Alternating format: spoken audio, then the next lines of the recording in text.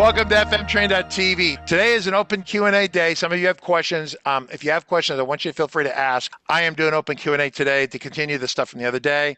When we do these videos, they get chopped up into the question and then the answer that we do. So it goes into a kind of a collection we've been building on that. Schema for payments versus expenses. I have a FileMaker solution for my school that operates smoothly. I haven't read this yet. I'm taking this cold, but it works really smoothly. Until, right? On the income and student side, now I'm trying to add functionality to the expenses and payment side. I have an expenses table which allows me to list every purchase. I have a vendors table, right, which stores identities of identities such as instructors, independent contractors, employees, individuals I rent from. I have an accounts payable table where I store things that I owe the instructors. This keeps track of how much I owe. I can manually check off payments I've made so it stays up to date. So far, to this point, it sounds like everything's great. But, there you go right there. Famous last words right there. It would be better if it didn't actually check it, but rather had a payments table that would track the payments to each instructor, landlord, or update the payments table automatically. But if I put that in the payments table, that lives separately from expenses table. That seems odd. I don't know, but Margaret, this almost seems like the same conversation. You see what I'm saying here? Yes. No, due to time constraints, I did a skim read and picked things that seemed like they would be. No. I don't mean it like that. I'm not complaining. So Margaret collected these questions from online. However, if I put that in a payments table that lives separately from expenses table, that seems odd. It seems odd to track my instructor payments from the expense table. So if you have an expense, okay, here, this is just business 101, but you don't realize this until you've been in business for a while. We have this problem all the time. We send out an invoice to a customer. The invoice is for $1,000. We will get customers who will send us $258.13. And we're like, where did that number come from? And I mean that seriously. It's like it's made up. And it drives the finance team bonkers. And so they're trying to figure out if there's an invoice that they're trying to pay that was $258.13. There is no such payment. There's no such invoice. That number doesn't exist anywhere in our system for anyone. So why do they pay that? We have no idea. So people being people and doing what they do, I know people who used to pay bills when they were drunk. Or somehow impaired. You're going to have multiple payments potentially per expense. Because the expense is, you have to track it. What comes first? The expense comes first. Then you make payments against it, right? And so if it goes for anyone, that it's either your expense and you're paying out, or their expense and they're paying in, but you're going to have multiple payments, generally one or more payments for an expense. And so they're going to be related. So every expense you have is going to be related. Now, the question is, if you go to the expense, it depends how many records you're talking about here. You're talking about, once again, this automatic processing that happens potentially in the background with FileMaker totaling up the related payments, etc. But yeah, you would be on a payment screen in a portal for payments, and you'd say, make a payment against, or on a list view, here's all the outstanding expenses, make a payment against it.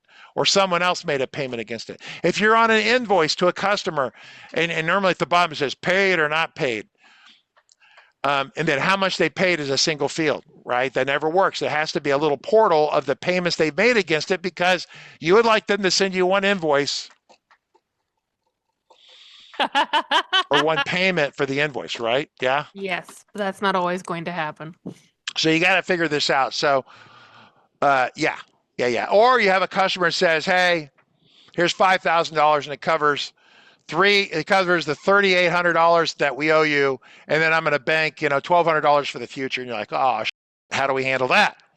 So you have to think about logically what this does. So you can have a payment that applies to multiple expenses, or multiple expenses, or an invoice. So one payment to multiple invoices, or one payment that only covers part of an invoice, and so that invoice will have multiple payments against it. So you just have to work through the workflow. This isn't be one where we would sit and build it, but it's a portal or a list view of your expenses, and you can say add a payment against this, or an invoice against it, whatever. It goes to, it takes that ID of that record you're on, goes to the child table, pops a new window, creates a record, puts some data there, and then allows you to input the rest of it. Does that make sense? So you pop a new window, but you've pre-connected the records. Does that make sense? And so someone says, all right, so maybe it makes sense that they said it's odd that you would track it this way. Well, if someone has a payment, they bring me a payment. Okay, fine. Here's a check. Where does it go? No one on the planet just sticks the money. Well, no one on the planet should just stick the money in the piggy bank. They should know what it's for.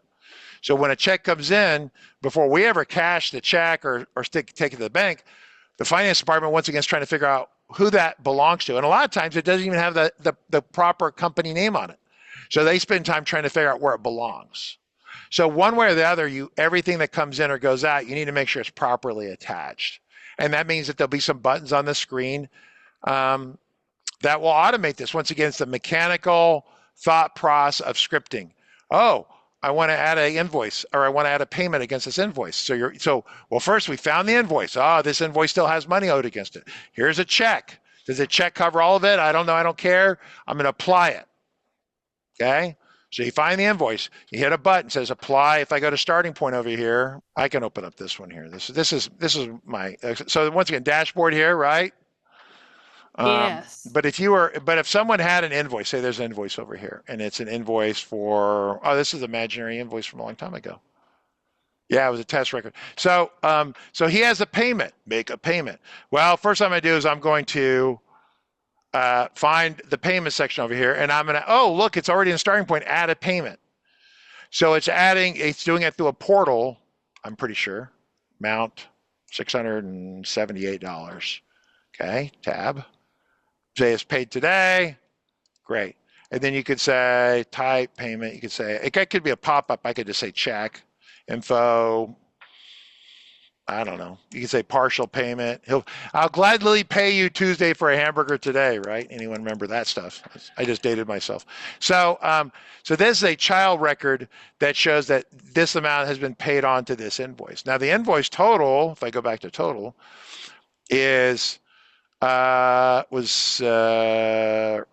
partial payments total, amount due. The amount due 0.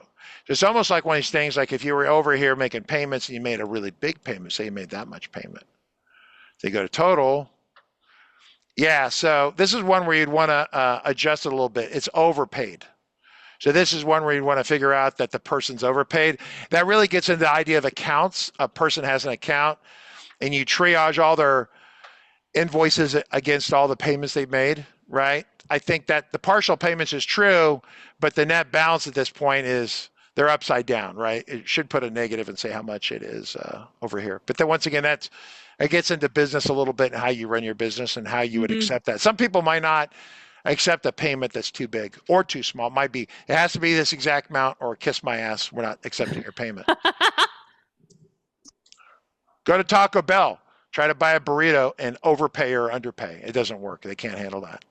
Any other questions we have? Because it's 2 o'clock. I think we're good, actually. All right, everyone, I'm going to let you go. See you. Bye.